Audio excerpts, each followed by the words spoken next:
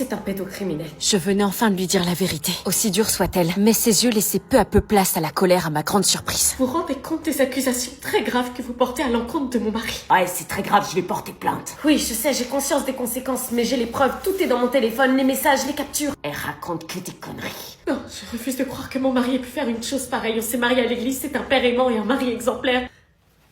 Je suis désolée, mais parfois le danger vient exactement de l'endroit où on se sent en sécurité. S'il vous plaît, sortez. T'es vraiment qu'une sale gamine qui veut détruire ma famille. C'est toi qui l'as détruite le jour où t'as touché à la mienne. Je t'aime, je suis devant chez toi. Je refuse d'imaginer qu'il me mentirait, c'est pas possible, il est pas comme ça. Où était-il les soirs en fin de semaine où il vous laissait seul avec vos enfants? Vous avez jamais eu de doute? Vraiment jamais? Au travail?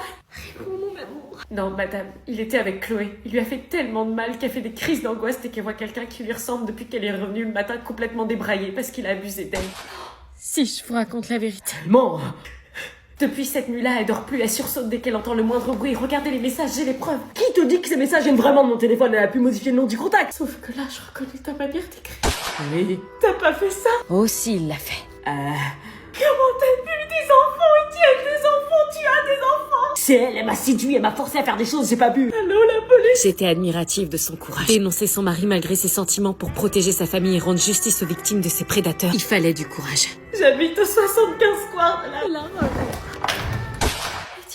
Oh putain. Il s'enfuit. Rattrapons-le!